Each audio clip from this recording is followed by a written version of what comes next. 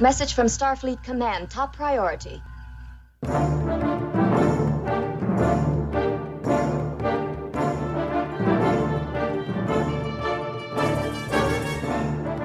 You are listening to the TrekRanks podcast, a member of the Tricorder Transmissions Podcast Network. This is episode 188, featuring the top 5 psychic transfers, or Fal-tor-panDEMONIUM. Welcome, Star Trek fans. I am Jim Moorhouse, and I am the host of the TrekRanks podcast, and tonight we are having a big one for you on TrekRanks. It's one that has been on my long list for quite some time. We're finally doing it tonight. It's time for a little Fal-tor-pan. It's time for some psychic transfers. Tonight we're doing the top 5 psychic transfers in Star Trek, and there have been so many of these in the history of Star Trek, and we will get into what we mean by psychic transfers and Fal-tor-panDEMONIUM in a minute. But first, let's introduce our A-list guest tonight. First up, she's back for her 22nd appearance. She is one half of the Snap Trek podcast, hailing us from the Philly cluster. It's engineer Jenn Tifft. Welcome back, Jenn. Thanks, Jim. It's so great to be here.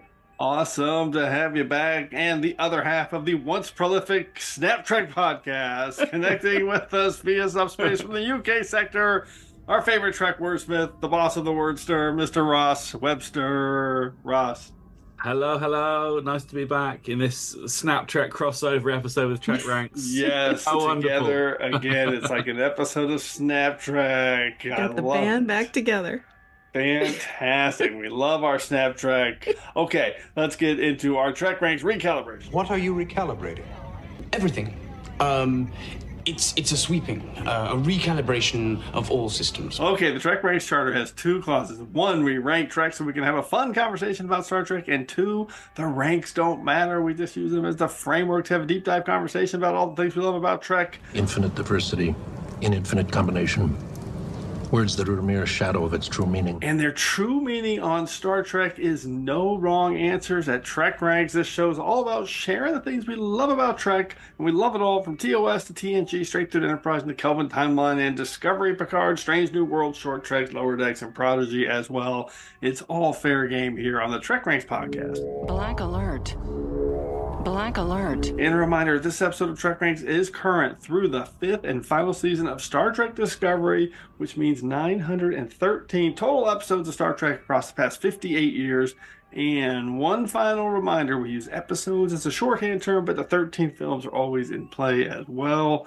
Definitely some psychic transfers in the films. Hailing frequencies open. Thank you, Mr. Worf. You can hail me directly on Twitter at TrekRanks or at Enterprise and Extra on Blue Sky at TrekRanks.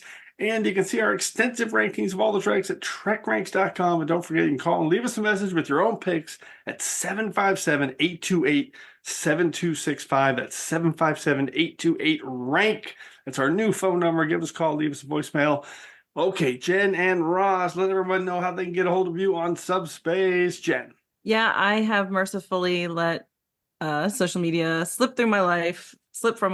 So, yes, but I still do lurk on Twitter at Eda Quarks, and if you message me out, I'll still see it. Hanging in there, Ross. Hanging in there, yeah. And pretty soon you can. I'll be reviewing Prodigy Season 2 for TrekCore. So TrekCore.com. This will come out after Prodigy Season 2, so there'll be 20 episodes of Prodigy will now be available as you are listening to this, which is my God, you got a lot of work 20 more you, episodes, I should say. What was that, Ross? You got a lot of work ahead of you, Jenn. Yeah. 20 episodes in one day. The reviews will not all be dropping at the same time as the episodes. Crazy. Ross, how about you?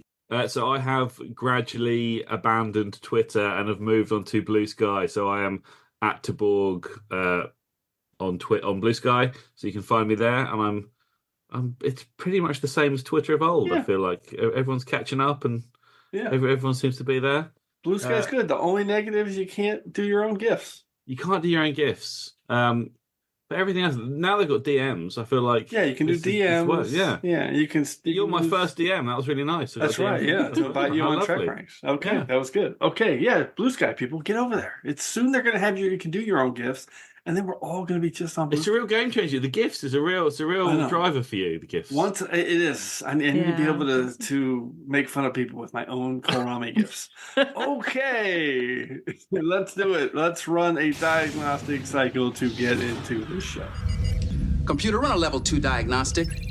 Okay, what do we mean by psychic transfers? This one's kind of open-ended, but in general, we are talking about all those different examples in Star Trek, and there are a ton of them when someone's consciousness is replaced by someone else's consciousness or moves to someone else's consciousness, or maybe it moves into a ship or a cloud or some inanimate object. I mean, it feels like it happens like in almost every week in Star Trek.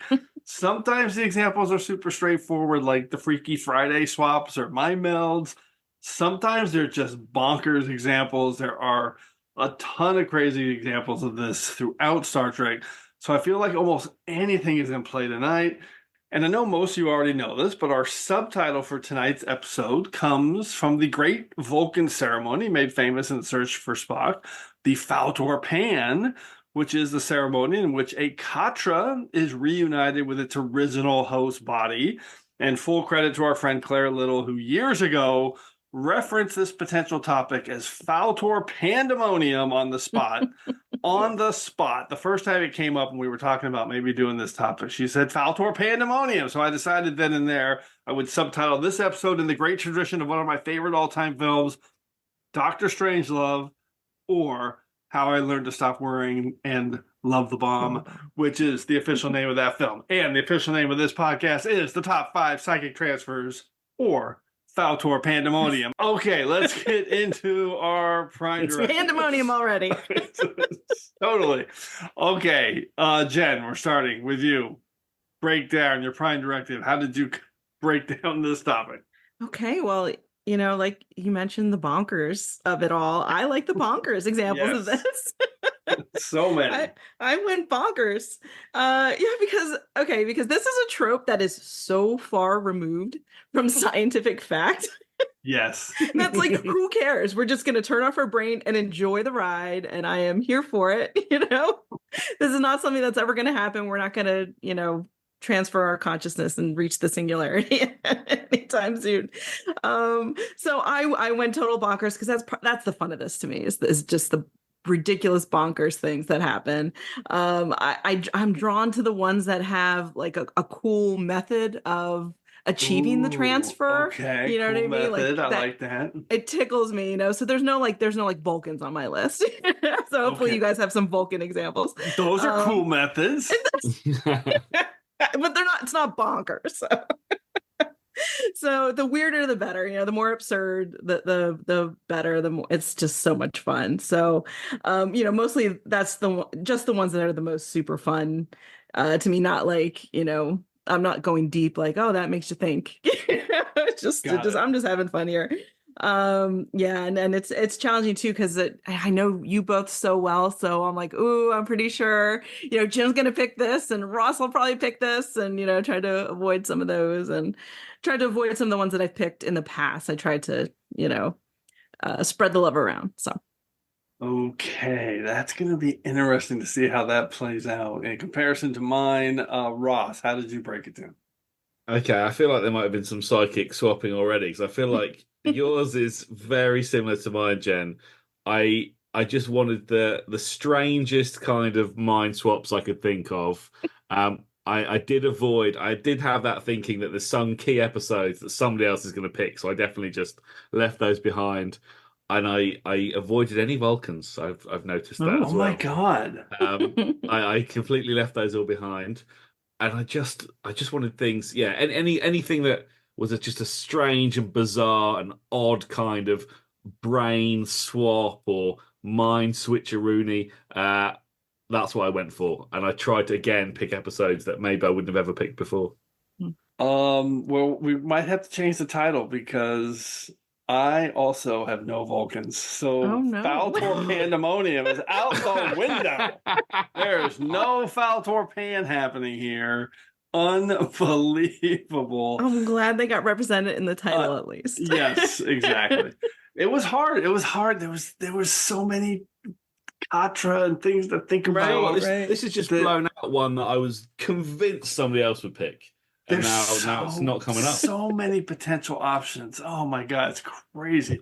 So many options, though. It's not that surprising, actually, that there aren't any Vulcans. So, okay, my prime directive was non-existent.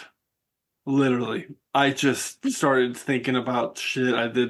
Started trying to, maybe I'll have like 5 different examples of different types. Nope, couldn't even do that. I was thinking like Freaky Fridays or like alien control or like, alien transfers or memory inversions, and I have a little bit of everything. So I was kind of in that. I think we're all a little bit the same, just looking for like good bonkers examples of some deep cut picks that haven't been picked a lot. I do have a couple of chalk picks, as they say, but yeah, I've got some deep cuts, and I just picked 5 that I thought would be cool to talk about, and that's it. Crazy that we're not going to have any Vulcans to talk about. That is great. But we'll definitely cover some in our secondary systems for sure. Mm-hmm.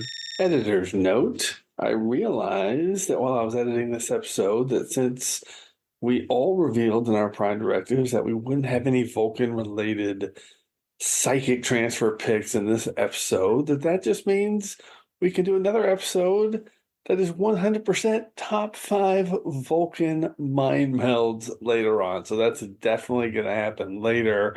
So note that for the future. We will definitely be doing top 5 Vulcan mind melds at some point. Okay, third Demonicon, introduce us to the Fal-tor-panDEMONIUM. I am a Jem'Hadar. He is a Vorta. It is the order of things. Thank you, third Demonicon. As always, we're going to start with a 5-word summary and a hashtag to tease our pick, and then we'll each reveal our psychic transfer choice and the reason we're highlighting it. And of course, we're going to pick one episode to associate with that pick. And after getting through 5 rounds of picks, we'll get into some secondary system choices. And if we have any duplicate picks, make sure you listen for the Defiant Torpedoes. Okay, Jen, we're going to start with you. Fal-tor-panDEMONIUM. What's your number 5 pick for your top 5 psychic transfers? Hey, my number 5 pick. It's close, but no cigar. Hashtag spin cycle. This is TOS season 1, episode 7. What are little girls made of? Oh yeah. Which I adore this episode. Obviously, my hashtag refers to the glorious little merry-go-round strap Great naked method. James Kirk too, which is oddly titillating, by the way.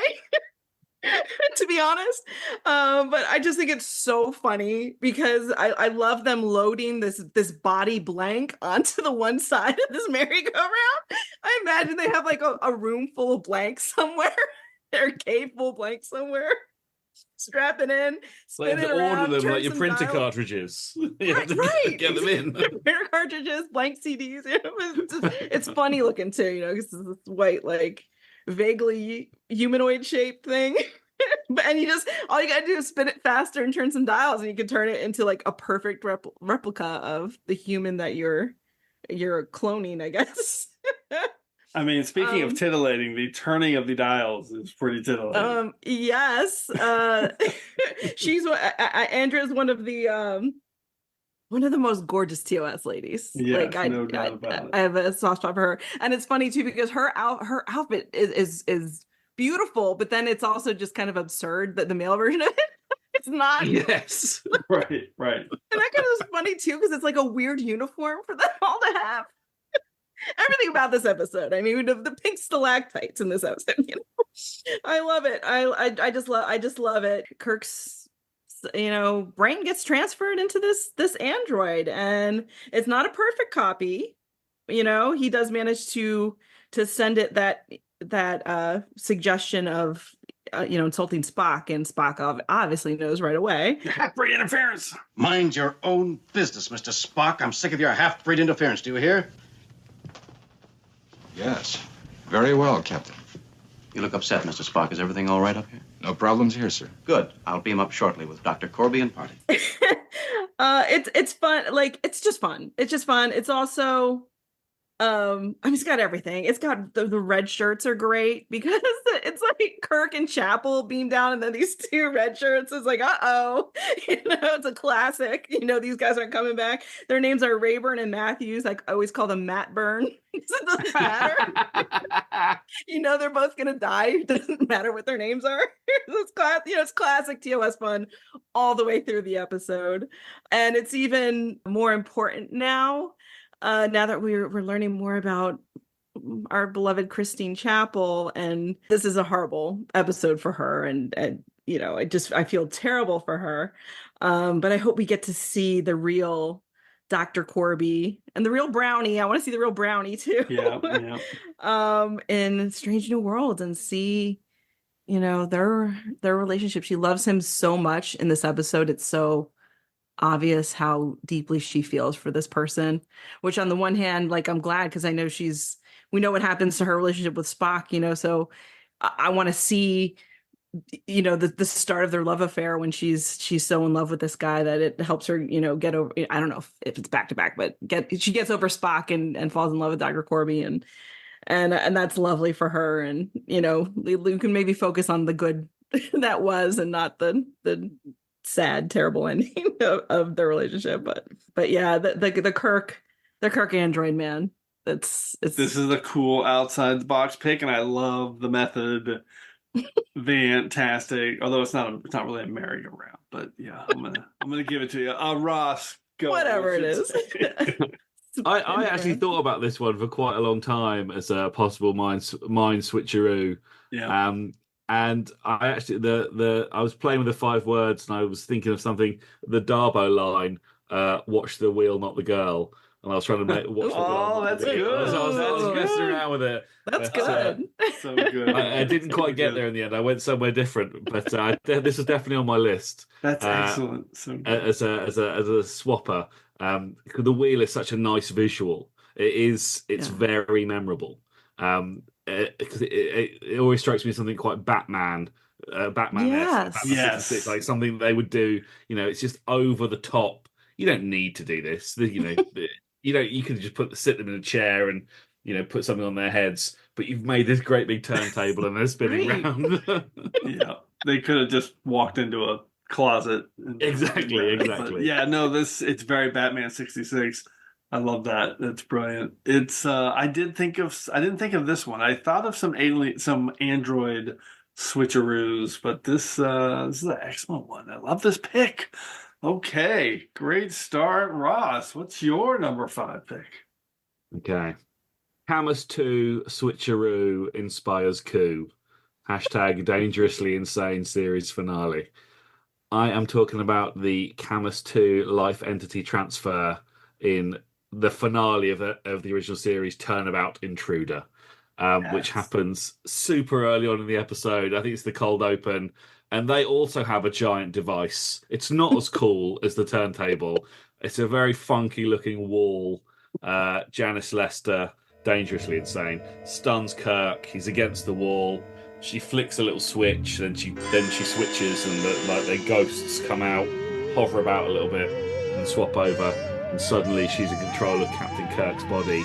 And then the entire episode is about her scheming to retain power, while Bones and Spock gradually realise something is very amiss with the captain, and maybe the lovely Dr. Lester knows what's going on. A strange finale, and not one that I would have picked in any other capacity. But I watched it for this. And I enjoyed it. I enjoyed it for what it was, a bonkers brain switch episode. And I think it said a little something about maybe gender and how women have it more difficult, and people don't listen to women because it seemed like she was saying a lot. Janice Lester, Kirk as Lester, was saying a lot, but nobody would listen to her. They just sedated and ignored. And I thought, maybe there's something there, but you probably can't read too much into it because it was a very strange episode. It is. There's some value there, because this is a little bit of an underrated and sneaky good episode. And let me just say that we got an all TOS first round, because 5 words and a hashtag Creaky Friday for Unhinged Lester. Hashtag Heyday Performances. I knew I was going to have at least one Freaky Friday episode. And here we go. I've got Turnabout Intruder, TOS Season 3, Episode 79, the last episode. So we have the same pick.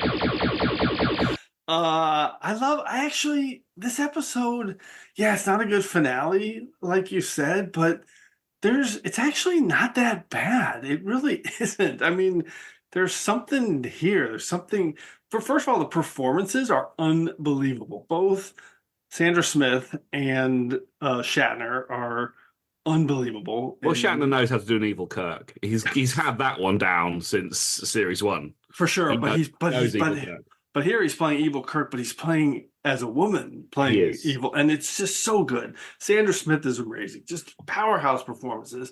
There's just a lot here. The thing I love about this is that there's not a lot of times I don't like psychic transfers when they happen because there's so much obtuse and obvious stuff happening, and other characters don't like pick up on it, and it just bothers me because it's like they're just oblivious to it, and it's so obvious. Like Schizoid Man looking at you, like, right? Data's just being an asshole, and everyone's just like, oh, Data's, no one notices, and it's ridiculous.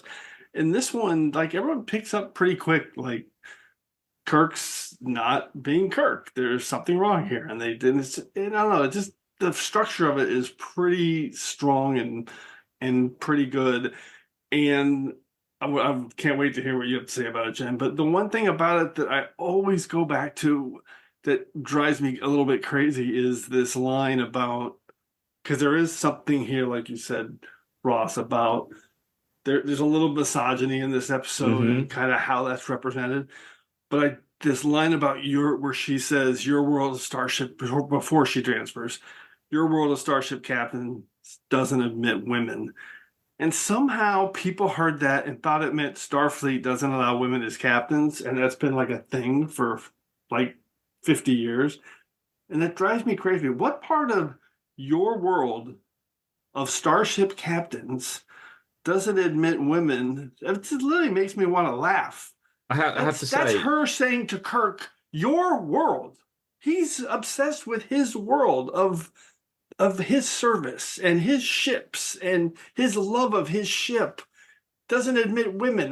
That's her perception of his world. That's not her saying Starfleet has a protocol against women as captains. I've never understood that. Sorry, Roscoe. No, I'm on board with this. When I watched it, I vaguely remembered that this was the episode where somebody mentions that Starship captains couldn't be women.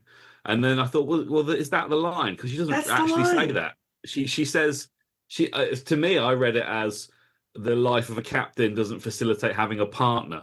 Like you're alone, you're far away for a long time. And because he was a man, it wouldn't allow a woman because, that was AKA, or it was more of a personal attack on Kirk. But anyway, sorry. I mean, they were ex-lovers. Yeah, yes, exactly. Yeah. Jen, what's your take on this? And anyway, the psychic transfer part is awesome. It's just cool the way these two actors played both parts. Awesome Freaky Friday vibe. It's not a bad episode. Shocker. Go, Jen. I have a lot of feelings about Turnabout Intruder. We'll start with this stuff you guys mentioned. The performances are off the charts. Shatner is just incredible here. I do love that the transfer method is very Frankenstein. Yes, very much. Which is very cool. I love that because she's mad. She's very mad. She's a mad scientist kind of mad. So that's very interesting. I find her such an interesting character because, like you said, the misogynistic portions. This was obviously written by men in the 1960s. So, but they're trying. I think it's interesting how her internalized hatred of herself is fascinating, and it's explored in a way that there's some good stuff there. It's not all terrible. Her struggle as a woman, she's internalized it so much that it's turned it into self-hatred, and right away, she tries to use her new strength as a man to to kill her old body. You know what I mean? Like her, you know, it's full of the struggle of how she's internalized all these, I guess, society's hatred of women. Right. Yeah. There's a little bit of, okay, you put a woman in charge and she gets quote unquote hysterical and starts, right. You know what I mean? Because then there's that things. Scotty line. But, yeah. but that's not, she shouldn't represent all women, but she does there, you know? Right. But I honestly think they handle it, they don't handle it terrible. I wish it wasn't the finale. Yeah, that's the problem. So so if you're Women at Warp podcast, which is incredible, they did a whole episode on Turnabout Intruder, which was really interesting. I highly recommend anyone go back and listen to that. They did a really in-depth discussion on the character of Janice Lester, and then I was recently on Women at Warp. We did an episode on Feminine Rage, where we obviously talked about Janice Lester also. So if you're interested in that, you should seek those two episodes, podcast episodes out. But because I could talk about this for a long time, so I'm just gonna say I don't hate it. In my queue, I need to listen to that one. Yeah, I saw that pop up, so that's cool. Yeah. Anyway, there's definitely some more complications here than the bucket sometimes people just dump this episode into. Yeah. So and I totally agree with you with the line. I mean, that's not what she's saying at all. She's talking to her ex-boyfriend here, and this was part of the reason they broke up. You know, it seems like. Well, it seems like she was difficult. She's always been a difficult person, but part of it was also Kirk's, Kirk and his wanderlust and his desire. Yeah. We know Kirk. We know that's how he is. But that's also Kirk being honest. So right. So, okay, let's go to round 4. We open with 3 TOS episodes, which makes sense for psychic transfers. There's a lot of them. Okay, here we go. Jen, what's your number 4 pick? Okay. All right. Okay, my number 4 pick. Some sort of identity thief. # Grease Monkey. This is Voyager, season 4, episode 20, Vis-a-Vis. Yes. Which I think this is an underrated gem of an episode to me. I adore this. I'll talk about the cool transfer first. And I'll go a little bit into why I just love this whole episode. So the psychic transfer here is really interesting because it's not a 1-for-1 swap. So many swaps, so many swaps all the way down. Yeah, right. So he basically the some sort of identity thief. We get a some sort of he takes someone's body and puts you in the previous body he was in. So it's not like 1-for-1. So when he takes over Paris's body, he puts him in a body that wasn't his original body. You know what I mean? It was his previous victim's body. And happens he goes from Paris to Janeway. So that means Janeway was in Paris's body while he was in, Janeway's body. It's just always fascinated me. At the end, they have Steth, the real Steth, who got his body back. And he has the thief in a body that's still not the thief's body. It's still a stolen body.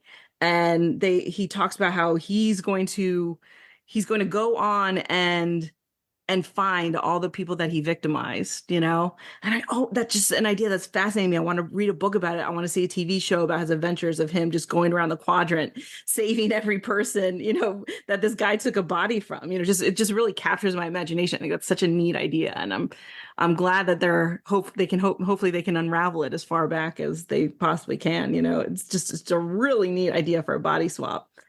And it's funny when he's in Paris's body, he's like, he doesn't want to work. He doesn't want to, he's just, he messes things up, and they do little classic swaps here, but it's just that little, different twist on it that I just love. It's clever, right? Yeah. It's a real clever twist on it. It's kind of hard to follow because because Steth, when he shows up, is not really Steth. Right. Yeah. It's the bad guy. It's the bad guy. The unnamed bad guy. Right. The unnamed bad guy in Steth's body. And then they jump into Paris's body. And so then, Paris is in Steph's body. Right. So now Paris is in Steph's body and the unnamed baddie's in Paris's body. And then we meet Steph in somebody else's body that got stolen. Right. Which is right. It's so bizarre. And then when Paris goes moves into in, Janeway. and then the bad guy goes into Janeway, and now Paris is in Janeway's body. Janeway's in Paris's body. I mean, Janeway's in Paris's body, but we never actually see A leads to B leads to C. Right. We never gives me a headache. We never see Paris conscious as Janeway. No, that's a missed opportunity. But Janeway is in Paris's body. It gets really confusing to the point where you're like, what is happening in this? I mean, the awkward conversations Paris and Janeway must have over coffee. You know, we've had children, we've been in each other's bodies. Like, it's so weird. It's so weird. I love it. Anyway, but also she had a pretty good getaway plan, which was to get away in this super crazy fast ship. You know, and it would have worked if Tom had. So this is what I love. This is why I love this episode. The coaxial warp. Did we ever see that again? Yeah. I love the coaxial warp. I love it. The way it appears is beautiful. It's gorgeous. I love this. The coaxial induction drive. It looks like a big vacuum tube with these metal components that are laid out coaxially. You know, like it works, and it's a really cool idea. It says that it draws in subatomic particles and reconfigures their internal geometries. Which that kind of makes sense, you know. And it's just really a cool idea, but it's also like, you know, all these people wrapped in this thing with this identity thief, they're all wrapped, you know, around the same axis too, you know. It works as a metaphor.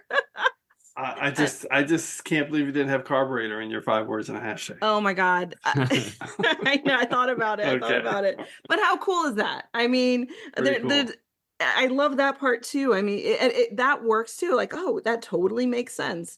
And then that being what leads to them being able to stop when he's in Janeway, stop the shuttle from getting away. You know, he's because they've got a carburetor, I can do this. And, you know, right. I can flood the carburetor basically, and it's so great. Yeah, and, that was good. You know, that was really good. Yeah, that was actually one of my top 5 Trek tropes when we did Trek tropes was, you know, you get new technology and then that new technology, in this case. Oh, was it? Oh, God. But yeah, and that technology is part of the solution of the episode. I love that. So good. But yeah, and he says, he has a great line. What did he say? You'd be surprised at how often I find solutions to 24th century problems in 20th century technology. Yes. Which I just love that meta line. It's so good stuff. Fun. Good stuff. This is just an episode that really tickles me, and I love it. I guess too, because I want to be in that holodeck program and just working on a Camaro and. Oh, and I want to say one more thing about this episode, because when am I ever going to get to talk about Vis-a-Vis ever again? Probably never. When would I ever pick this one again? It has been picked though, I think, Contra. Has it? Sorry, I should look it up. Ooh, yeah, look that up. In the cold open, you know, he's in the garage and he's talking to the doc and he's, you know, showing him his car and he says, you know, he's telling him like why he likes being in there fixing the car, and he says, imagine Northern California, late 20th century, you're cruising up Highway 1, the woofers are pounding, the wind is whipping through your hair, and in my headcanon forever is that when he's saying this, he's picturing himself with Rain Robinson back in the 20th century in this Camaro driving down Highway 1. That's so good. Which just makes me happy to think about, you know? I didn't think that. I just thought it was a ball joke. I thought it was just a dig at the doctor. It was, and then it turned into a ball joke because the poor doctor doesn't have any hair for the wind to whip through. In terms of psychic transfer, I would count this one. I've thought about this a lot. I would count this one as a vice versa psychic transfer, where because you remember Vice Versa with Judge Reynolds and it's Fred Savage. And they touch the magic skull, and then one of them shrinks and the other one grows. Because here they don't actually swap minds, do they? No, their bodies transform into the other person. Their minds. Because they were wearing each other's clothes. No, your mind pushes in. Yeah, so it's definitely a mind going into the body. No. So Tom Paris literally turns into Steph, and Steph turns into Tom Paris. and they're wearing the wrong clothes. I'm sure I watched this, I think, yesterday. I'd like to he was prepare. wearing Steph's clothes I'm when sure he was in Steph's body. Oh my god, we're too into the weeds. We'll have to. I really thought about whether this counts as a psychic transfer because it's a DNA switch. No, they don't. No, they don't switch clothes because Paris and Janeway did not switch clothes. I'm gonna have to go back and have a look at this. I'm gonna get on the Trek. No, it's a psychic transfer. Maybe. And we are also gonna bang the Vulcan gong. First time ever chosen on Trek. Yes. Vis-a-vis. So there we go. So we do have some Fal-tor-panDEMONIUM. Here we go. Editor's note 2.0. Ross is totally right. They totally morph and switch bodies, and they end up switching clothes, which makes this episode even more confusing, at least for me. And of course, we don't see Janeway and Paris switching clothes because we don't even see that transfer at all, because that's a surprise reveal for after the fact. So, but also Ross, it's Judge Reinhold Ross, not Judge Reynolds. Okay, come on, man. Okay. But give me a book about Steph. The fact that they unraveling it. The fact that they It'll don't, clear it all up. They only solve the problem locally. Like they sort out Janeway, Paris, and Steph, but this chain could go back. But who knows? Go back, who knows? Which is thousands. cool that they actually talk about that. So. And there's no, at some point the link will have been broken. That's life. Somebody will have died. Yeah. Somebody will have died in the wrong body. And then that's where it'll stop. That's where it'll That's it. That's the end. And people have just transferred across. You never know. Is this a species? Is it just a person, a mad scientist with a special power? You have no idea. You don't know anything about him. Leaves it to the imagination.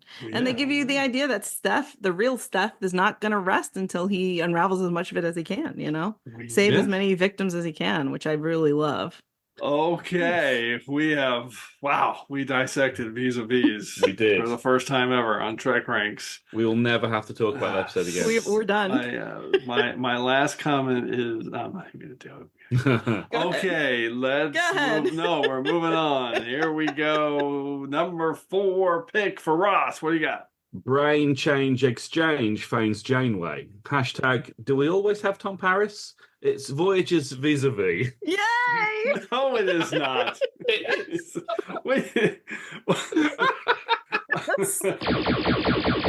Oh, I sat with that for so long. Oh, God. Okay, I'm moving to my round 4 pick. Any final comments?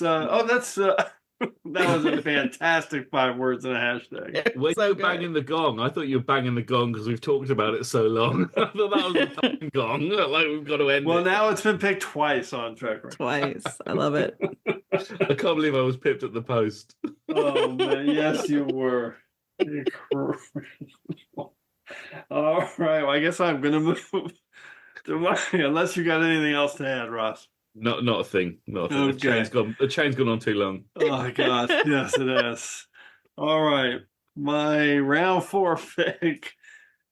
Oh, it's still Voyager, though. Now we got an all Voyager round. Here we go. Second time it's been picked on TrekRanks, both by me. I had it as my number 1 underrated Voyager episode like 50 episodes ago. And I say again, I think this episode's really great. I wanted at least one of my psychic transfers to be this kind of weird alien influence of memories. So 5 words and a hashtag. Interesting exploration of whitewashing history. Hashtag regressives suck. This is Voyager Season 3, Episode 6, Remember. And the psychic transfer comes from Jorah, an older woman on board Voyager who's in Anaran, who, if you remember this episode, she starts secretly sharing her repressed memories of a secret Holocaust that takes place in the Anaran history in her dreams with Torres. So she's slowly reliving this story every night in B'Elanna's dreams. And I just think this is a cool episode. This is fun. It's just really beautifully paced. It's not fun, but it's just a well-made, super quietly paced, it's kind of a beautiful story, love story. And it's kind of slowly unfolds that there's this terrible genocide happening in the background this kind of idyllic Anaran dream that she's happening, and it's been completely erased from the history of the Anarans. Really great Roxann Dawson vehicle here in this Voyager episode. And finally, when Torres figures this out, she starts sharing the story with all these other Anarans that are on board the ship, and none of them want to hear about it. They don't want to hear about it at all.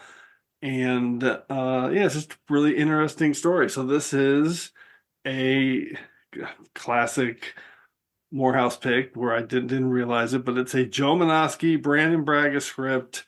It's a story. Lisa Klink did the script. And I just really like this episode. I think it's got says a lot, and the alien psyche transfer here is really kind of cool and unique. Jen, what is your take on Remember? Yeah, I mean, I find this one very unsettling, I guess. But I mean, I think Roxann Dawson knocks it out of the park. Yeah, that's it. That's all I got. Unsettling. Unsettling. It's unsettling. It is. It's not one that I revisit too often unless I'm doing like a full. I'm kind of the opposite. It's not a soul food episode. I find it the opposite because I think the production's so strong, and I really like. I like that the framing of the story obviously is super sad, but I think the outcome is good. That they end up kind of breaking through, and the Anarans are gonna leave and go tell people what happened in their history. So there's a little bit of a kind of little light at the end of the tunnel of this episode, and I do like the end, like the passing it on part of it. Yeah, right. Where she's telling it, she goes to one of the younger Anarans is now reliving the dream through Alana. So anyway, I like consensually. Yes. I'm not sure why I like this episode so much. I dig it. Yeah, but sometimes the powerful stuff stays with you, doesn't it? And it that's probably what it is. And she sells it like she does. Yeah. Ross, any take? Yeah, I was thinking about when in my mind I was thinking of Blood Fever as well, because she picks up emotions there, doesn't she, as well? Which I maybe shouldn't mention. Is it Blood Fever? Yes. It's a great one. And she picks up the emotion. Yeah, I thought, is this a sort of a thing that she always does? But it's just kind of sad. It's kind of powerful. It's a good episode, but it's not one that I go back to a lot. Not a hell of a lot of Fal-tor-panDEMONIUM happening in this one. Way more controlled. We had to have some of those picks, because there's such a wide range of this sort of thing happening. Okay, I wonder if there's going to be any Trill picks with no Vulcan picks. There's going to be any Trill picks. Okay, let's go to round 3, the soup round. We've had TOS round and a Voyager round so far. Let's see what we got in our third round. Jen. Okay, my soup round pick. Behold the primordial soup. My brains are fine. Hashtag might sing a bit. This is Prodigy Season 1, Episode 18, Mind Walk. Yes, Freaky Friday pick. Yeah. I had to pick this on my list. Short list. I knew you were picking this. I knew you were picking this. So I didn't even worry about it. It deserves it. I was so close to picking this. It is fantastic. Yeah, it's fantastic. I mean, Kate Mulgrew and Brett Gray do amazing impressions of each other. Yeah. It's so great when he's Janeway, when it's Janeway in Dal's body, and you hear the cadence in which good. Kate Mulgrew is, like she realizes the problem. She's like ideas, the way Janeway always does when they're sitting around the conference table, and he says it, and she obviously is just hilarious. But like Dal's skull ganglia blowing majestically in the imaginary wind when all of a sudden he's Admiral Janeway. They give like a different posture, and it's really funny, and of course they give Janeway then the wiggly erratic movements of a teenager. My memory is her hands up in the air, like it's not a position, not a position for a respectable captain to be in. Change my mind, not in a weird way, in a totally normal way.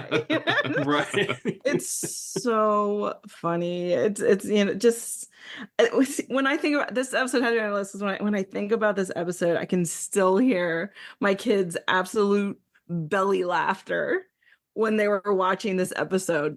Belly laughter, which is to a parent, that's the best sound in the whole world. And all three of them were just almost in tears laughing at Kate Mulgrew's performance as Dal in Janeway's body. And it's really impressive the way they pull it off. It's so funny. It's so good. And they made it, I mean, it's really important to the plot too. They get a lot. They get a lot accomplished with this silly trope of mind swapping towards the grand finale that comes right after Mind Walk. So it's an outstanding episode. It is superb. I don't think this is going to be an all Prodigy round, but who knows?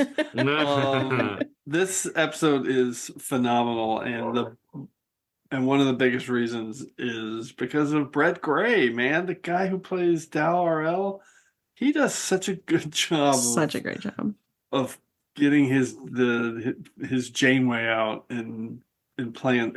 God, his voice acting is wonderful in Prodigy all the way through. Fantastic. I love this pick. The animation, the structure of this episode, and how smart it is, and everything they do to kind of connect and touch and do their body swap. Oh, it's so damn clever. Ross, what's your date? I think it's timely, isn't it, to talk about Prodigy on the eve of season 2, about to be upon us, or it'll have been out by now for a little while. Yeah. But it's a Corkin episode. What episode is it in the series? It's quite near the end, isn't it? It's 18. Yes, it's right before the 2-part finale. Yeah. So good. Yeah, it's clever. It's nicely done. It's just clever the way they've actually taken the trope and sort of kept it modern and made it funny. Like I suppose they did the same thing in Spock and Mock. It's an old idea. It's how we're going to do it and what we do with it, which is really going to sell the idea. And they do it really well here. Yeah, absolutely brilliant. Okay, Ross, what's your super round pick? Okay. It is an all animation for me. Other uncovered Rutherford sees red. # latent implant. And I have picked Red Rutherford from Lower Decks season 3.5 Reflections. Oh, yeah. It's a psychic transfer in that it is an older, a younger previous version of himself, pre-implant. Okay. Which comes back, which takes control of his body. And suddenly this younger version has control of his own body. He's in a new place. He doesn't know where he is. He's got an implant. But every time he looks in the mirror or in a reflective surface, he sees current Rutherford looking back at him, saying something like, I don't eat pears anymore, or something like that. Just, something hilarious. If that's true, then how come you never tried to take over before? I did, dude! Haven't you noticed this thing is always bugging out? Your program's turning against you, behavioral shifts. I did like pears for a minute. I love pears! That was me trying to get my body back. Fine, so we're both us. I mean, me. But if you take over, won't I get erased? Yeah, only one of us can walk out of here. And it was just a nice sort of take on the psychic transfer in that it was his own psyche, but a different version of his own psyche that was trying to take over. And you spend half the episode watching them argue with each other, and there's half the episode watching them race against each other. So, which all takes place within his psyche. So that's less of a psychic transfer and more of a psychic warp competition. But at the beginning, when Rutherford's body is taken over by Red Rutherford, that's definitely a psychic transfer. So I counted it. I love it. I love it. Reflections is one of my top Lower Decks episodes. Definitely in the top 10. I'm not sure if it's really nice that it actually ties into the big broader story as well. It's not just a one-off. It's all about his implant. It's all about why he's got it, what kind of person he was before. It's actually you get a lot of character from Rutherford as well, because here's the person he used to be, and here's how he's developed and changed. Here's why. I mean, we all love the Lower Decks characters because they're so nice, aren't they? They're just bloody nice to each other, and that's really satisfying to be in a group of people who just they enjoy each other's company. But it took him a long time to become that person, but now he really embodies it. And even when he's in his mind race, he picks up what ship does he race in? He races in the Delta Flyer. Yeah. And with enough room for all his friends to pilot with him. So he's got everyone there that he needs. It was a very satisfying ending. And then of course it ties into the bigger mystery of what is it Buen Amigo, what he's doing. I mean, it's a critical episode when you break it all down to all the, not only the end of season 3, but then the stuff that's happening in season 4 with Rutherford. It's amazing. It's and then it starts off just with the sort of the normal. We know what's happening here. An evil version of Rutherford has taken over his body. Right. But then it just gets bigger and bigger. I love it. Plus you get the epic boiler meltdown on the planet during their during the Starfleet recruitment stuff. I love it. It's so good. What's your take on Reflections? Yeah, I love this episode. It's such a great pick. Fred Rutherford. That's so funny. Yeah, I mean, everything. I can't. You did a really good breakdown of it, Ross. But I love how he chooses the growth he's had on the Cerritos. Mm-hmm. You know what I mean? Like he chooses that, when he's talking with his former self. And I kind of love that for him, because of the, at first you're like, oh, well, how do we resolve this? How do we resolve these two versions of this character that are so different that we know? And I think it's nice that I'm trying to remember if it's I think he suggests at the end we could merge together. Yeah. And I think his younger version says, but then you'll lose the great life you've got. We'll neither be one nor the other, and you'll lose what you've got. Right. And I think it's that Rutherford never doubted who he was. Like this other version of him never swayed him at all. Like what I've got now is absolutely the best I've ever had. He was totally happy with it. He never wanted to go back to where he was, even though he was a bit different. And he can leave the past in the past that way, which is really nice. And I love how it, like you said, ties into the main story. Yeah. I like that they add a little bit of make it canon that his Filipino heritage, which is kind of cool. Yes. Too. Nice touch. But the actual psychic transfer part in the beginning is just super funny because watching quote unquote evil Rutherford ship is so funny because it's so out of character for the Rutherford we know. It's great pick. Yeah, fantastic pick. Okay, this was almost the all animation round. My pick's got a little bit of animation take in it. Stay with me here. 5 words and a hashtag. Actually, it's in my hashtag, so this is perfect. Red Jack occupies Piglet's dead body. Hashtag psychic reincarnate. I can't believe you picked this. I did it. I had to. Season 2, episode 23 from TOS, Wolf in the Fold. And this is, I mean, how can I not pick this? This is the all-time psychic transfer. This is Jack the Ripper. This is Red Jack invading people's bodies everywhere, all over the original series. Murders, brutal, bloody murders everywhere. This is the great John Fiedler, the sweet actor who played Piglet. Oh, beautiful Piglet. But here he's Red Jack. He's Jack the Ripper, and he is murdering women everywhere, and it's just awful. And it's not the best episode of Star Trek ever, but it is written by Robert Bloch, of course, of Psycho fame, and it's Scotty being psychically controlled by Red Jack and Jack the Ripper on Argelius, and I had to pick it. It just it couldn't leave my list. I had a long list, but I figured no one else was going to pick it. So Wolf in the Fold is so iconic and so well known, and it has been picked before on TrekRanks. I think I picked this for WTF moments, mostly because of that'd be good. of Red Jack. So Jen, what is your take on Wolf in the Fold? I think I know it since you said I can't believe you picked this. I mean, just because it's just so out there, but I do, and it's sad for me as a Scotty fan to have to witness that. But I actually, though, I really love that idea of Jack the Ripper being, this, like, not being a human person, like being an alien, like, presence. I don't know, an entity of evil from the dawn of time, evil. I think. Yeah. It reminds me of Sub Rosa in that way.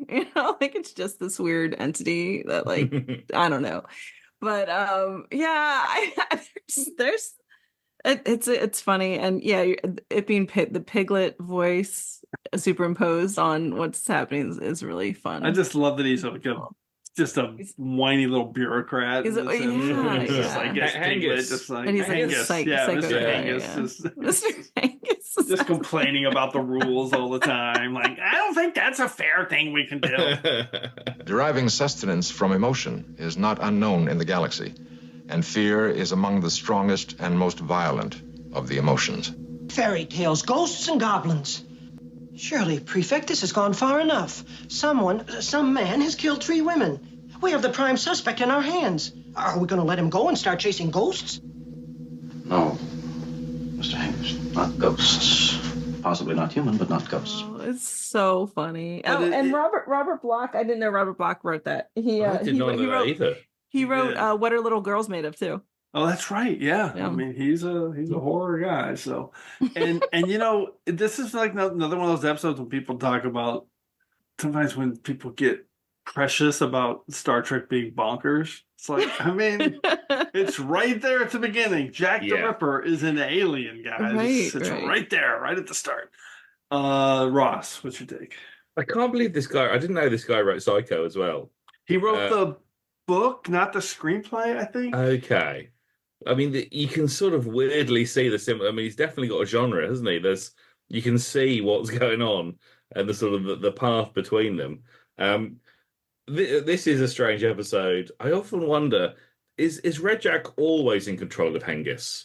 Like, is he there being annoyed about the litigation? And well, that's a good question. Like, because he couldn't be, because he goes and invades Scotty, so he must go in and out. Yeah, he goes in and out. So when he's, I got the impression that was just like his preferred body to like live in. Who wouldn't? And then he goes, visit others.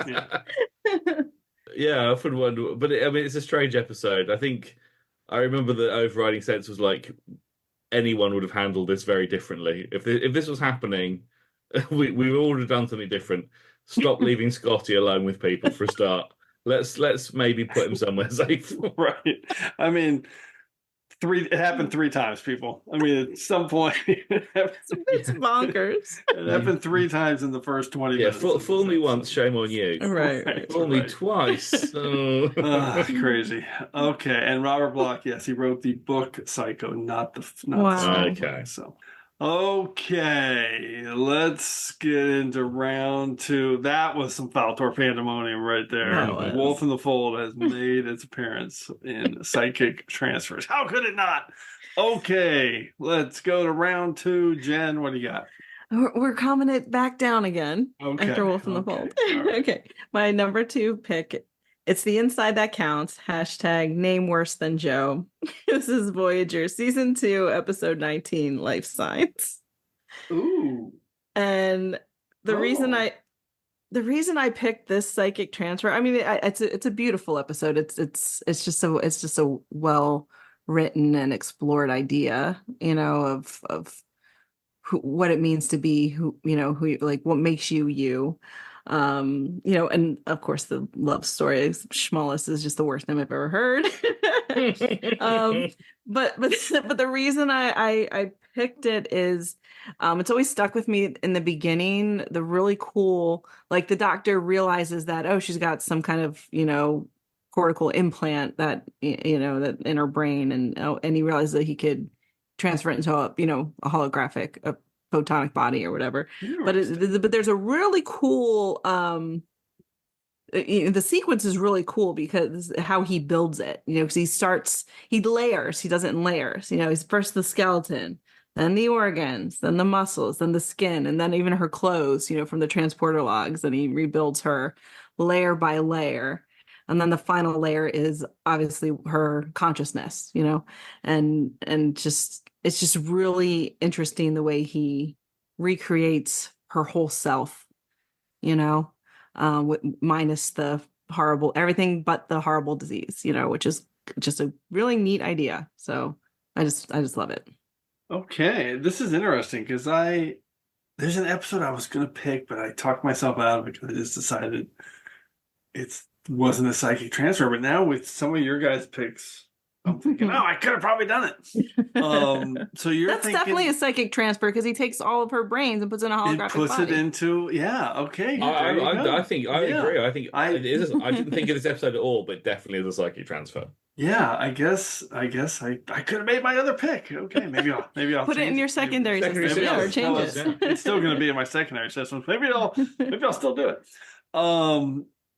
Okay, well, this is a great episode, right? This is one of those ones that just gets better and better. This is a beautiful highlight episode that it really is. Everyone loves to watch. Yep. Yeah, I mean, Dinorah Pell's a great character, and you just kind of forget how impactful this episode is. It's this series too. Season 2, yeah, right near the end. I mean, it's so early on. This is going to be like the 30th episode or something they've made. That's crazy that they've done so much. The character of the Doctor is going miles and miles with this episode, and the phage as well as a concept is gross and hideous, and they deal with it so well.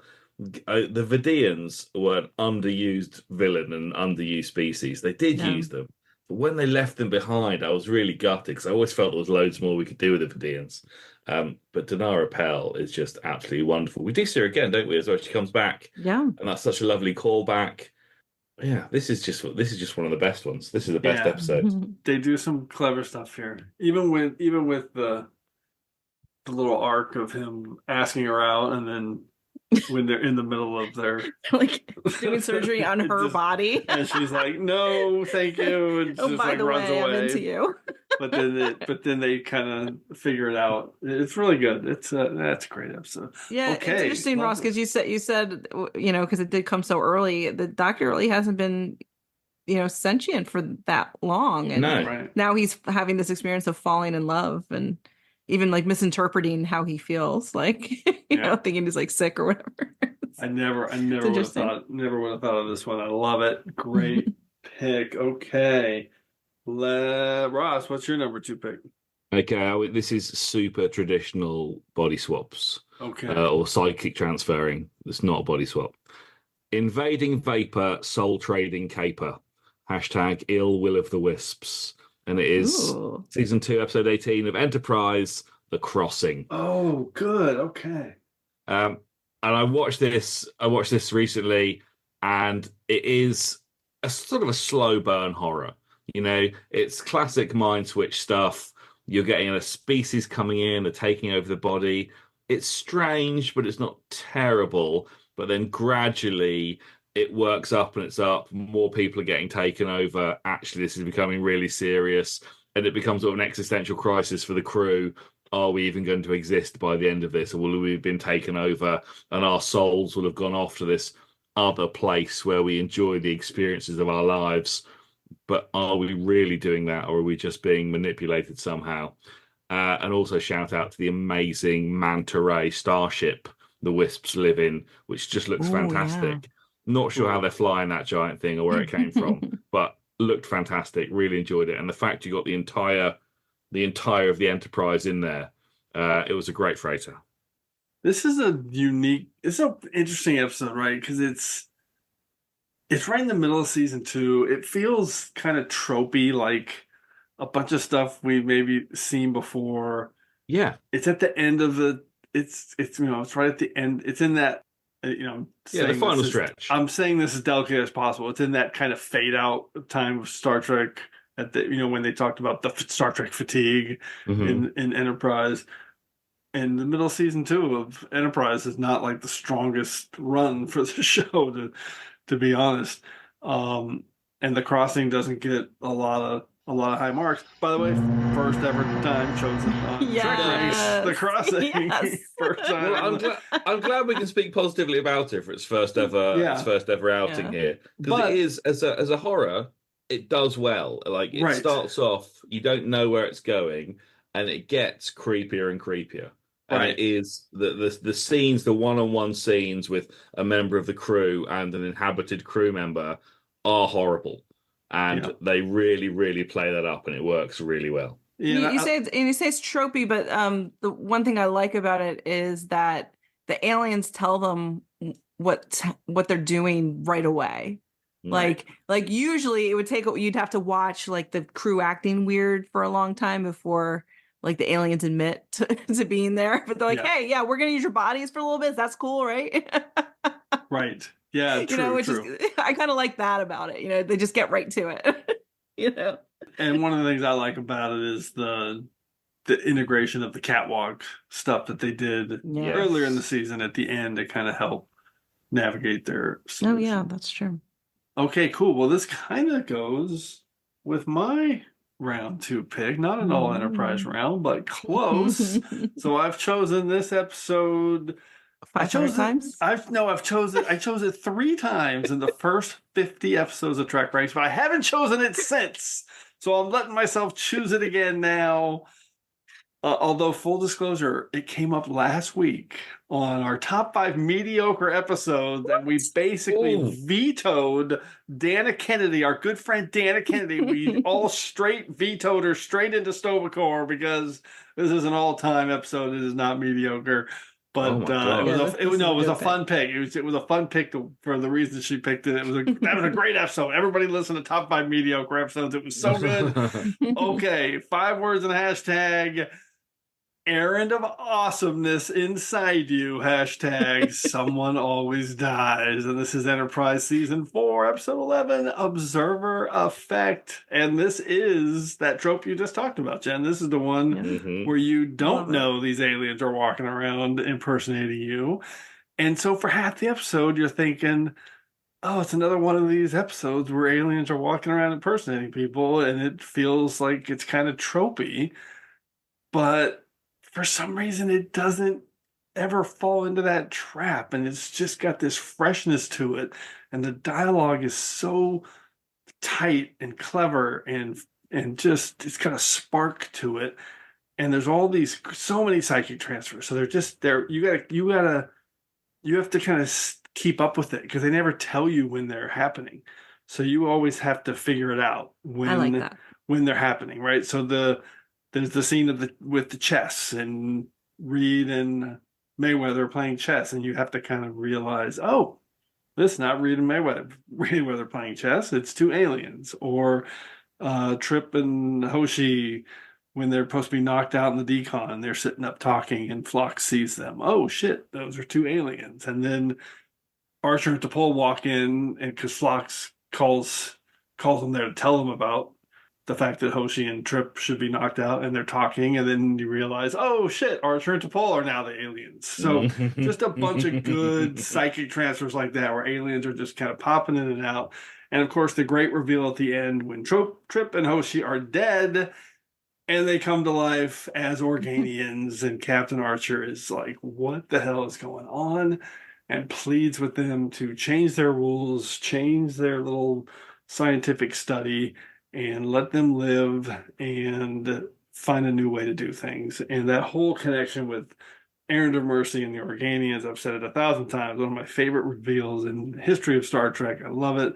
Judith and Garfield Reeve-Stevens wrote this fantastic episode of Enterprise, and it's just such a fun one. And there's no way it wasn't going to be on my list because it is an all-timer for psychic transfers, a classic. Jen, what's your take? Oh, I totally agree. I love this episode, and I knew you were going to pick it.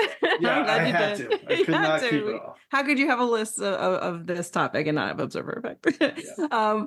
The one thing that I think is very clever about it is they define the characters of the 2 Organians so well that even when they're in new bodies. In every scene, they're in different bodies, and you still know which one's which.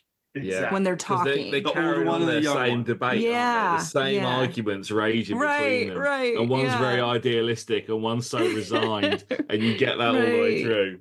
Yeah, so you can kind of follow along with them. It's not they do a really nice job of not of making it easy for you to follow, even if it's your first time going through, which it's a really neat episode. I mean, what's not to like? It's another reason why it feels so fresh. It does, yeah. It feels so fresh. Yeah, it's great, and it has that sort of uncanny valley feeling to it. Like it's the characters are familiar, but they're off. And then that the scene you mentioned where they're in the decon chamber and they're supposed to be unconscious and they talk, that's a creep you can imagine creepy, from Flotsam. That's creepy as heck, and he'd be thinking, what the heck is going on here? Right. And then they follow it up with the next bit where they've transferred to the people he's talking to. It's so scary. Because it happens so quickly. Yeah. And then they're like, oh yeah, and then you're not going to remember any of this. Yes, and they lean into that really nicely. So good, very very cool. One thing, it's funny, I forgot to mention this in Mind Walk too. That they explain the psychic transfer in Mind Walk is his Organian DNA. Yes, that's right. Yes, that's a big part of it. That's so cool. It's cool. That's such a cool callback. That's why Prodigy is so freaking great. Okay, we're going to round one. We're going to close out some Fal-tor-panDEMONIUM. Jen, what's your number one pick? Okay. I guess I have to sing my 5 words. Oh, I love it. Yes. Maybe I should not. I'll try not to. No, Okay, 5 words, hashtag. It's 'cause we got nobody else. Hashtag surrender. This is the Jurati and the Borg Queen merging. Oh, excellent. That is great. I'm going with the episode is it's Picard, obviously, season 2, episode 6, 2 of 1. Okay, yeah. Basically, so I could talk about Pat Benatar and that dress of the night. It's so good. And then Rafi's like, Jurati can sing. Like, we know she can sing from Scott Pilgrim, and she was gonna play Carole King in the Girls Like Us movie. Yeah, okay, so I love everything about this arc. I think it's really fascinating how after 35 years they've managed to do something new and different with the Borg. Correct. Like this, we've never seen anything like this, and that whole time it's really different. It's really cool and interesting, and it's very thought provoking. It's like what does an ethical collective look like? But most of our season is how they evolve that, and it's really interesting. Jurati, it just is amazing this episode in this season. Right from the beginning, when they connect to try to get the ship back online with the Borg Queen, and she outsmarts the Borg Queen. Like, that's hard to do, when the Borg Queen's in your mind, you outsmart the Borg Queen, and she names her file shit I stole from the Borg Queen. What did you do?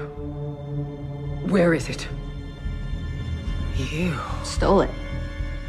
Computer, dictate the file log shit I stole from the Borg Queen.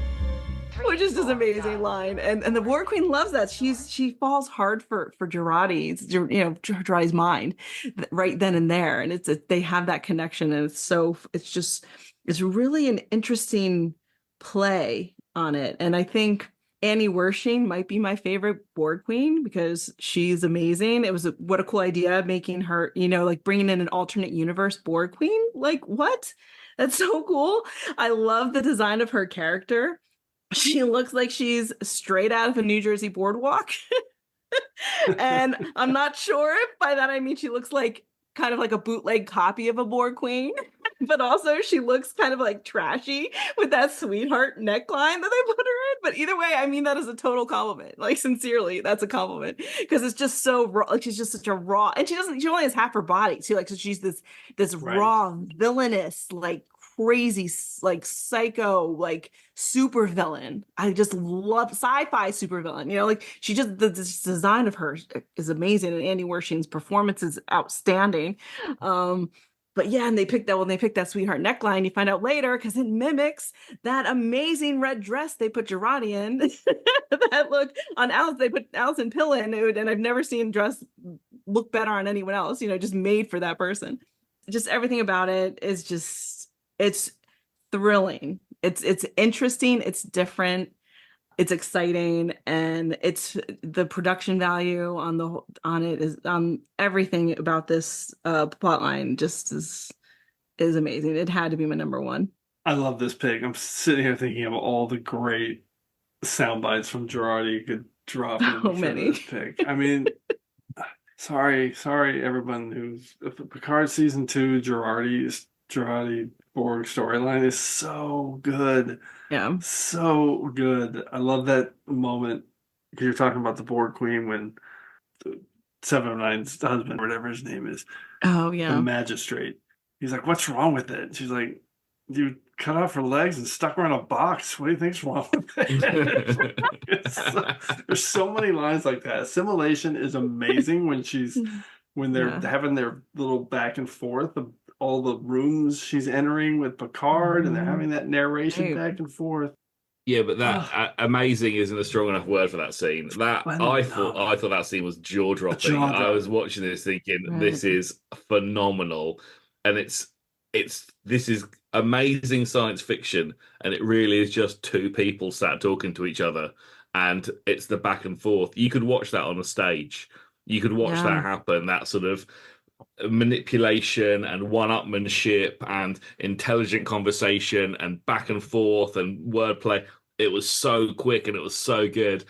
I was so impressed by that scene that everything else, I was pulled along with the Borg storyline by the rest of it, because I really thought that was good. Hold on to yourself, Agnes. I am Agnes. I am subroutine failing. Intrusive presence detected. Eradicate. Assimilate. Agnes, remember, you're there for a purpose. You are to waken the Queen. Do not let go of yourself, or you will be assimilated. Agnes! Agnes, stay with me! The more I repair her, the stronger she... We become. Locutus. It has been so long since I felt anything so intense as this one's longing. Picard, I'm almost there. Pulling you out. No, I can see so much. The Watcher, 15. Don't. Whose hand is this? Mine.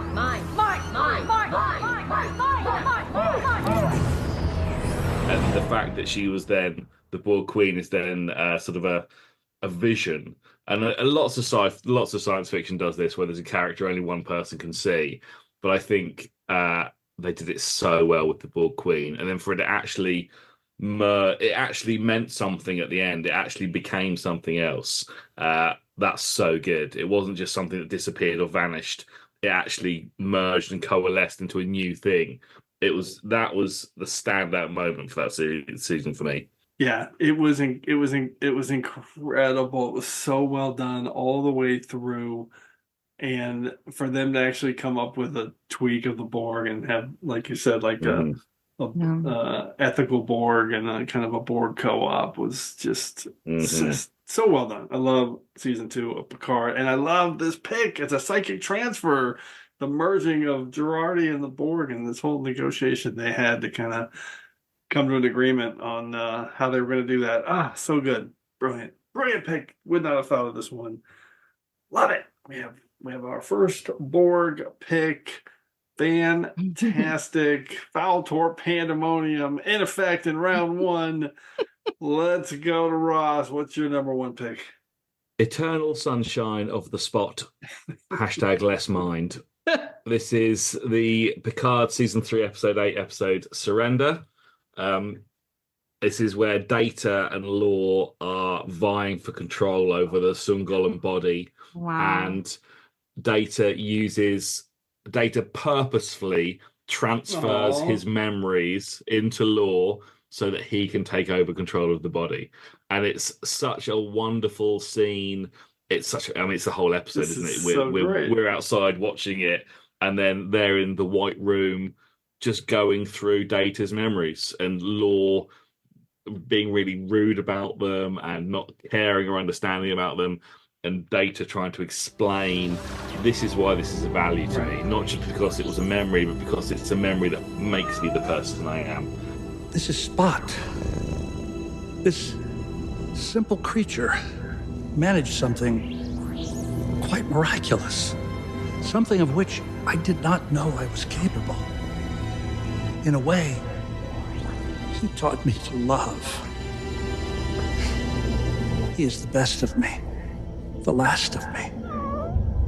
They gradually left Data is starting to sort of fracture a little bit, and you can see him flickering, and Law takes over, and then at the last minute Data comes back and he explains, you've taken everything that was me, you've essentially become me now, and now I am you.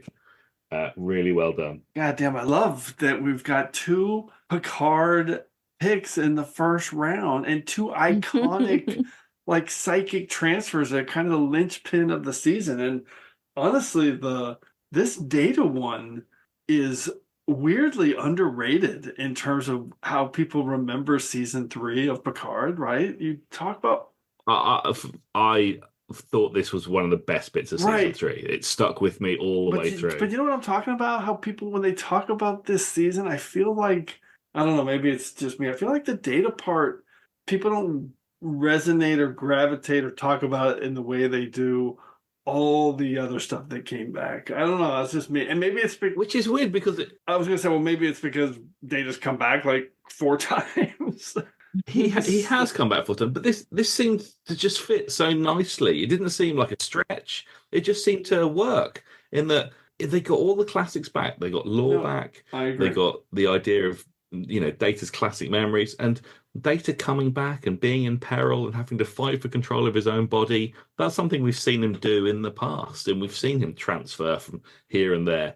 This is just another variation on that. Anyway, I agree, and this scene is amazing and one of my favorites. But I do think one of the reasons it also happened in like the episode. It happened like one episode prior too. They had to have a scene where he shut down They had the same battle happening when he shut down the force fields, and it was kind of a mini version of this. And then they did it again an episode later, and it was like, okay, I thought we did this last episode. Okay, now we're doing it for real, like the big one. Got it.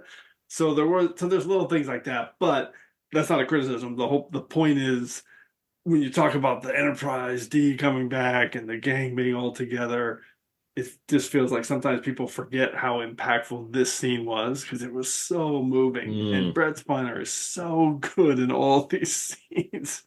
Oh my God. He's so good. And just the way they staged this scene just was beautiful. I love it. It was, and just getting Spot in there and actually him spending a moment just enjoying Spot, saying, this is my cat. He's done something for me that very few things. He taught me how to love. And then just gently hands him the cat. And it's like, there's so much happening. There's so much power in that movement. Like, I'm giving you this. And you knew there was going to be more to it than that, because he wouldn't just do 100%. But it was so nice. There's something so wholesome about Data's plan to do this, and Lore not realizing why these things were important, or that this is what was going to end him. You know what I mean? Like him not realizing that your memories, the things you love are who you are, and that's going to put it over the top. And I just love that love. That's how he beat him. You know, he beat him with a weapon that Lore didn't even understand was a weapon. Exactly. Really cool. Amazing. Okay, so your two guys' incredible modern Picard angle picks. I'm going in a different angle, and I know that everyone, we already said I don't have a Vulcan pick, so you are free from me picking the Vulcan trilogy and the Katra transfer here. Of course, I wanted to pick Archer possessing Sirach's Katra, which of course would be the greatest pick of all time and the greatest episode of all time for no particular reason at all. So I'm not picking that, although I really wanted to. Instead, I am picking one of the deep cuts in TrekRanks history, An episode that has never been picked before in 188 episodes, and maybe has never even been mentioned on Trek Ranks. It's not a great episode, but I rewatched it. Hold on. I'm excited for this. Hold on. It's not that bad. It's got a hell of a lot of psychic transferring happening, and a little bit of a good twist. So here we go. Are you ready? You ready, Ross? In my mind, I know what you're going to pick, but maybe I'm wrong. Take a guess? No. You sure? say. Yeah. Okay. 5 words and a hashtag. And by the way, I had no idea, again, that this was the case, and I put it into my 5 words and a hashtag. Sometimes, I don't know how this always happens. Minoski and Braga, bonkers again, hashtag wide beam phaser mode, Voyager, season 1, episode 13, cathexis. Cathexis. The definition of cathexis, most people are like, yeah, what is that episode again? What happens in cathexis? Cathexis is the concentration, I didn't know this until I looked it up, is the concentration of mental energy on one particular person, idea, or object, especially to an unhealthy degree. That's the definition of the word. So this is Chakotay on an away mission. His bioneural energy has been drained. He's brain dead. And you come back and you got all these Star Trek tropes. There's a dark matter nebula, energy discharge, alien attacks, and then all these psychic transfers start happening. And by the way, there is some really, other than maybe tattoo, there's some pretty painful usage of indigenous people terminology here with like medicine wheels and some stuff here. So like Chakotay's tribe. So you kind of got to get past a little bit of that. And like I said, a million Star Trek tropes. But so what happens is the ship, Janeway decides let's go check out this nebula. We gotta go, that's where this damage to Chakotay happened. Let's go check it out and see if we can help him and find out how to save him. And we think the psychic transfers are an alien jumping from Paris to Torres, and they're trying to stop the ship from getting back to this dark matter nebula. And it's a pretty damn good mystery, because in the end, it turns out that Tuvok was the alien the whole time, and it's been Chakotay's consciousness bouncing around from different crew members, doing all the psychic transferring to try to keep the ship from going to the nebula, because the Komar live in the nebula and they're going to feed on all the neural energy of the crew if they go into the nebula. I had no memory of this at all until I rewatched it, and it was totally bonkers. And there's a great scene where Tuvok shoots his phaser on wide beam and takes everybody on the bridge out in one phaser shot. And as a bonus, this is the first scene with that creepy English hollow novel for Janeway, with Lord Burleigh and Carolyn Seymour and Janeway's fantasy. And there you go. Cathexis has been picked on Voyager for the first time. Jen, what is your memory of Cathexis? Ooh, I am going to rewatch this. Yeah, I remember it, but it didn't stick with me as I mean, it's that's a thrilling episode. But when you put it in terms of all the psychic transfers, that's kind of cool. It's not a bad little mystery. It sounds like a cool, I like that when you don't know what's I just spoiled it, but it's Tuvok. Tuvok's the bad guy. Yeah. Well, I remember that. All right. I didn't. I had no memory. I remember the beam. Yes. The wide beam. The wide beams are always cool. That was good. Yeah. No, what an outside the box pick. I love it. It's pretty deep cut. Cathexis, Ross? I'm watching it. I know you just want to say cathexis really bad. It's fun to say. Cathexis. I mean, I've looked it up myself in the past. Whenever I've been reading about Series 1 of Voyager, you look up what cathexis means, and then you instantly forget, obviously. Right. So I was glad that you gave it out. This was also not the episode I was thinking of, just in case you wondered whether we were psychically transferring. Oh, I can't say now. It's too embarrassing. I'm going to have to go back. I think I've watched season 1 for such a long time.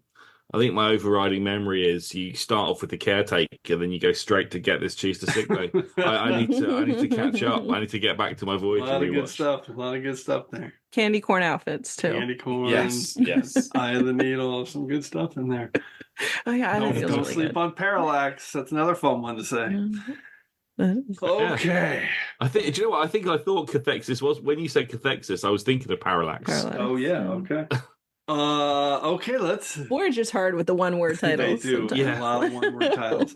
Okay, secondary systems. Let's do it. Jen, rattle off some. Let's see what you can do with the secondary systems. Okay, I couldn't pick it because I picked it literally last time I was on TrekRanks, but Return to Tomorrow. Oh yeah, I thought you were gonna pick it. I didn't pick it either. Yep. I didn't pick it either because I thought you might, but I thought you might not either because you had it in your top 5 kisses. Yes. Oh, I love it. Yeah, because there's the transfers, the aliens. That's a no-brainer. But also no-brainer. the bonus chapel. So it's just fantastic. I adore that episode. For the same reason I didn't pick Facets, because I chose that on TrekRanks before too. Love me some Odo mixed with Curzon. Mm-hmm. I don't know what we call it. That's Yes, the Jintara. So I had the Jintara. There was no Jintara picks. I was wondering if there was. I had no Jintara picks, and I actually made a decision not to have any Trill or Jintara stuff. So yeah. That's what. Yeah. And I had Power Play is always fun. And you know what? I rewatched Power Play, and I decided it's too mean. So I didn't enjoy it. It was like it's kind of very sad what happened to the spirited with. There's not a lot redeeming in it because there's the prisoners are so mean. Anyway. But I think that's the point, that they turned that's what. But yeah. It wasn't fun. It wasn't as fun as when I was 20 years old when I was watching. Yeah, they were there for hundreds of years. And it's not. Yeah, it's not fun. Yeah. But I don't know. I kind of think it's more just like it's heartbreaking. I don't know. I get my point is I thought I was going to pick Power Play, and then I watched it and was like, I'm not picking this. And then I also had this would have been a Vulcan pick. Is There in Truth No Beauty? Oh, that's a good one. Because I love Leonard Nimoy's acting.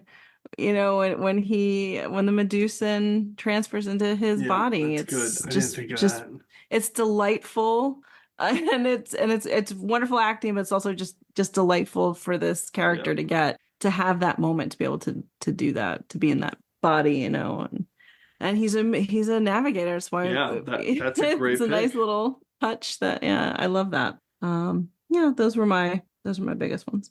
Ross, how about you? So I had the Thor and the sort of the creation of the clown. That's a great one. Yeah, I didn't think of that. That was very close. Cognitive combination creates killer clown. Okay. I was very close. Killer clown. Killer clown. It was Killer Clown from Outer Space originally, but so good. And K with the clown. I did think about Mind Walk, but I knew that you'd pick that, Jen. I was convinced somebody would pick Body and Soul. So I didn't pick it on purpose. I didn't think of that one. I was really convinced of that, and I was convinced somebody would pick Spock or Mock. I just assumed, and then I was quite late. I realized there were no Vulcans. Well, I didn't think there was going to be. I didn't think all the Freaky Fridays would get picked. I thought 2 out of 3 would get picked. So Spock and Mock did not get picked, and there's 3 Freaky Friday episodes. So that's the third one. I thought of Voyager's Warhead, where the warhead transfers over into the Doctor. Not on my list. The Passenger. Oh, that's a good one. Different Deep Night. And then here's The Passenger. I mean, it's a classic. Not on my list. And then here's 2. Rio Vantica. Sorry. That's all I've got written down. Okay. DS9, The Passenger, Rio Vantica. Okay. Sorry. By the way, I toned that down like way too much. I should have like 10 times more. Sorry, go. No. And then these last 2, I really thought whether it would be possible. So Spock's brain was a contender, but it's a physical transfer. They actually remove his brain. It's not a psychic transfer. Yeah, it's not quite the same. So I discounted that. And then I did think about the Stone of Gull, but that also doesn't transfer anything. It resonates your own thoughts. Oh, that's so good. It's not doesn't count. It's It an resonates amplifier. with what it amplifies what you've got going on. It doesn't bring anything across to you. I like that. So left that as well. Okay, those are all good. Okay, my toughest cut was Awakening. Of course. Let's see what else. Oh, TrekRanks Repression, which I was never going to pick, but I just wanted to say TrekRanks from Voyager. Lonely Among Us is one of the originals from the first season of TNG with the energy creature bouncing around from all the different TNG characters on the Enterprise. Dramatis Personae. I picked that quite a few times, so I did not want to pick that. I thought about The Inner Light, one of my favorites. It's kind of on the borderline as a psychic transfer, but it kind of applies. You could have made the case. Yeah, it's like Remember. Oh yeah, for sure it is. If you pick Remember, then you can pick Inner Light. Yep. And then Phantasms would have been, I kind of ruled that out, but it kind of fits because of the dreams and how Data was transferring that to everybody around him psychically. Okay, I had two more. My special shout out, I almost picked this. I thought it was a cool one, was from Clues, Troy as the Paxson. I was just about to say this. Yeah, That's kind of a cool one. I mean, it was probably mostly just done because it was cheap and it was easiest to so let's just make Troy the alien and just but it was nice because they go through all the real emotional wrench and her violation. Exactly. They don't it's not just at the end. They really something is happening to her. It ended up being part of the script, and also she breaks Worf's wrist and the whole thing too. So and then the one that I talked about earlier that I really wanted to do was, but to me it's more of a transporter accident, but it's kind of a psychic transfer, is Our Man Bashir. I thought about that. I love it, but I guess because they put the mind in the computer. If you're doing androids, it's kind of the same thing where they're but it's not really it's their bodies. It's not their minds that are acting out the characters in the. Yeah, so but they did transfer their minds, but we just don't see it. We just see their bodies. I decided not to go there. I mean, I had it all ready. I thought about my that number one pick. I had it all ready, and I just did the last minute and said, "No, I'm not going to do it." Yeah. So, okay, incredible. I knew that would not disappoint. Fal-tor-panDEMONIUM all over the place. Okay, let's get into our regeneration cycle. I'm going to go through some stats and a recap of our picks. Computer, activate regeneration cycle. Alcoves beta and gamma. Okay, Jen, run down your top five. Okay, my number 5 pick was TOS, What Are Little Girls Made Of, and the Kark android. Number 4 pick was Voyager vis-a-vis and the chain of psychic transfers that occurs. Number 3 is Prodigy's Mind Walk, where Dal and Janeway swap bodies. Number 2 pick, Voyager Life Signs. Dinara Pell gets transferred into a holographic body. And my number 1 pick is Picard 2 of 1 and the Borg Queen and Jurati merge. Fantastic. You had 2 from Voyager, 1 from TOS, and then 1 from Picard and Prodigy. You spread it around pretty good. Ross, how about you? So my number 5 pick was original series season finale Turnabout Intruder and the Life Entity Transfer. Number 4 was also Voyager's vis-a-vis and the Long Chain. Number 3 was Lower Decks Reflections and Red Rutherford. Number 2 was Enterprise's The Crossing and the Wisps. And number 1 was season 3, episode 8 of Picard, Surrender, and Data using the beautiful memory of Spot to overpower Lore. I love it. So you had 5 different incarnations. 1 from TOS, Voyager, Enterprise, Lower Decks, and Star Trek Picard. And my number 5 was Turnabout Intruder from TOS and the Freaky Friday body swap. Number 4 was the Voyager episode Remember and the alien memory influence from the Anarans. Number 3, Wolf in the Fold, Red Jack from TOS. Number 2, the Organians showing up in Enterprise Observer Effect. And my number 1 episode from Voyager, Cathexis. And we just talked about it. All right, so I had 2 from Voyager, 2 from TOS, and 1 from Enterprise. So our statistics, some pretty cool numbers here. So our breakdown of types of psychic transfers. Well, first of all, we had 2 duplicates, Turnabout Intruder and vis-a-vis. And our breakdown, we had 1. What did I put split for? What was the split? Oh, that was reflections. Yeah, okay. And then 1 holodeck, or 1 like hologram, which was life size, 1 Borg, 2 androids, 3 Freaky Friday picks, and 7 straight alien psychic transfers. And then our episode breakdowns, 4 from the new era of Trek, 1 Prodigy pick, 1 Lower Deck pick, and 2 from Picard. And then from the classic era, only 3 series got represented. So actually only 6 series altogether got represented.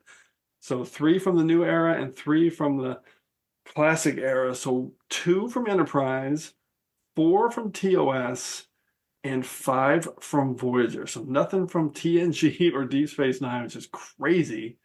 Yeah, it must never happen. That is crazy that TNG, there's so many TNG options. So that's absolutely crazy. But Voyager had 5 and TOS had 4, so that kind of makes sense. Okay, some crazy, interesting stats.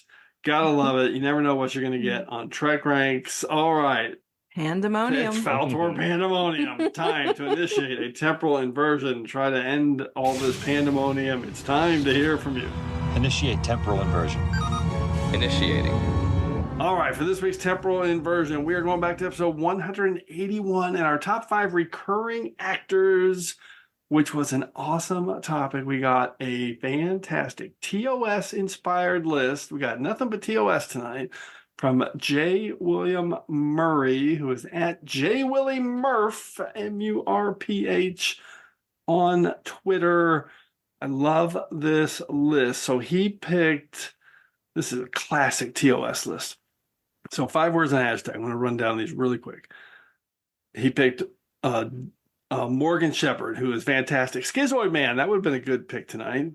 So Morgan Shepard, Schizoid Man, Bliss, Star Trek 6 and Star Trek 2009. So much despite your disadvantage, hashtag your Vulcan mother. We love Morgan Shepard. His next pick, 5 words and a hashtag. Well, that's true, of course. Hashtag Romulans are passionate people. This is Malachi Throne, who is our favorite from Menagerie and Unification. Love that pick. And then we've got, who else here? It should be, Michael Pataki from Trouble with Tribbles and Too Short a Season. It should be hauled away. Hashtag as garbage. His number 2 pick. He's not Herbert. We reach. Hashtag what do you know about atom bombs? Of course, Charles Napier, who was in The Way to Eden and Little Green Men.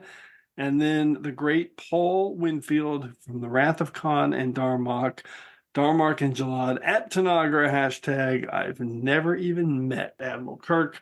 Fantastic list of recurring actors. I love that topic. Thank you to J. William Murray for that list. All right, once again, those picks more than enough to clear ourselves from this week's temporal inversion. So as always, I want to thank everyone for all your great responses to the TrekRanks podcast. Please keep your list coming to me at TrekRanks on Twitter so we can retweet them, or to our at TrekRanks on Blue Sky. But we also want to hear from you. So put together your own list of top 5 psychic transfers or a list from any of our past shows. Give us a call to Tricorder Transmissions at 757-828-7265. That's 757-828-RANK. So hopefully we'll hear from you so you can be featured on the next episode of TrekRanks. And on the next episode of TrekRanks, we are doing a cool one. It's another one of those topics I'm pulling deep from our long list. I've had this in the back pocket for a while, so we're doing the top 5 two-hander episodes. So some of you may know what a two-hander is in TV lingo. Some of you may not, but it's not rocket science. Kind of easy to figure out. A two-hander in TV or in films or movie is basically when only 2 main characters are the focus of the story, and they are in a situation where there's like differences are being showcased or explored. Maybe their life experience are in contrast, or their status or loyalties are in contrast. But it's basically a show where it's about 2 characters kind of in a situation, and they're just they're being showcased, right? 2 characters together and are the focus of the episode. So a good example of this, obviously, there's a ton of them in Star Trek. A good example is Shuttle Pod 1, of course, from Enterprise. And I'm using that example because I'm not going to let Jenn or Ross pick that right now when I ask them to choose one classic two-hander episode in the history of Star Trek. So Jenn and Ross, if you had to pick one, a classic two-hander, what would you pick, Jenn? Give me a second. Shuttle Pod 1 was literally the first one I thought. Of course it was. Yeah, you're not picking Shuttle Pod 1. We ain't letting you pick Shuttle Pod 1. That's off limits. There's so many. Okay. I would probably go with Waltz. Waltz from Deep Space Nine is a good one. That's extremely good. That's a good one. Okay, you've really put the pressure on there, bloody hell. Weirdly, my first thought is a Rutherford Tendy episode where what's the one where they're on Ferenginar? That was literally where that's they were sat there on Garth Ferenghi's Heart Place. Dark Place. Garth Ferenghi's Heart Place. Just the 2 of them having dinner and trying to not have a relationship, but have a relationship and trying to figure it out. I don't know why that's the only one I can think of. I will allow it. Parth Ferenghi's Heart Place from Lower Decks. Why not? I mean, that's a pretty good two-hander with those 2 together. Really, all I'm thinking about is Boimler watching TV. Yeah, and then there's Boimler watching TV. Oh, and then of course there's Rom and Lita negotiating with Captain Freeman. Awesome. I love it. I mean, yeah, there's going to be A story, B story lines here, but the key there is that's a B story where it's literally just the 2 of them. So I love it. Good. Two-hander. This is going to be a fun episode. I love it. Okay, looking forward to that one. Channel closed. Reset. Subspace communications. Scrambler code Riker 1. Scrambler code Riker 1 acknowledged. All right, we're going to close this episode out with a huge thanks to Jenn, Tifft, and Ross Webster, our favorites. Awesome having you guys on the show. Any final Trek Scrambler codes either you want to relay before we depart? Jenn. Thanks for having me for the pandemonium. I appreciate getting to be here for that. So much. Wild and crazy. Fal-tor-panDEMONIum. Ross, appreciate you staying up late and joining us. Thank you. No, it was a great one. I'm glad that we had a lot of psychic transfer with our picks as well, and there were a few similarities. It was good to do. Yeah, and nice to get the Snapchat crew back together briefly. Yes, fantastic. Yes. And finally, thanks everyone again for engaging with us here on episode 188 of the TrekRanks podcast. As always, I want to close by saying I'm looking forward to standing with you again here in this place where I belong. What's going on? What's wrong with my voice? Well, I know you. You're Gwyn and Zero and Rocktalk. Wait. How did I get onto the Protostar? You're not making any sense. Did you reach the Admiral or not? Whoa. He didn't read her mind. He lost his mind. Indeed. This is not Dal. Of course not. I'm Admiral Janeway. Huh? What? There's gotta be a scientific explanation. I don't know. When we established a telepathic link to the Admiral, Dal's neural patterns have somehow swapped with hers. Impossible. If the Admiral's mind is in Dal's body, then Dal must be...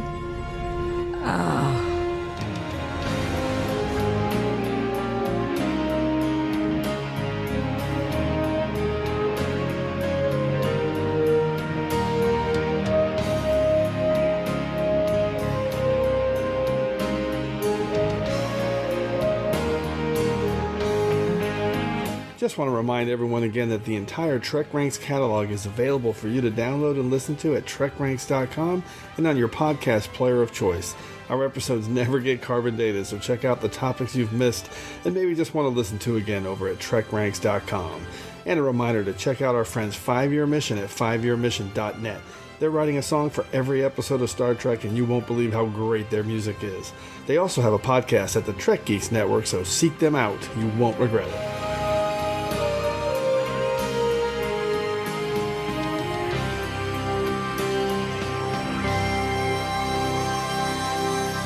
A few more phaser volleys should knock out their shields. Whoa! Stop firing! Cease! Quit it! But, Admiral, those were your orders. I changed my mind. Not in a weird way, but a totally normal way. I can change my mind. Understood. We'll end our pursuit. Wait, don't do that either. I don't want to lose my body of work that is the protostar. So you do want to board their ship? I mean, let's see where they're going first. Then, pew pew pew.